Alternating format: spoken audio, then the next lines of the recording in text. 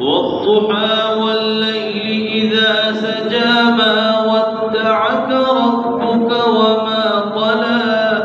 وللآخرة خير لك من الأولى ولسوف يعطيك ربك فترضى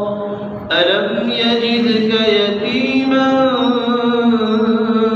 فآوى ووجدك ضالا فهدى ووجدك عائلا فأغنى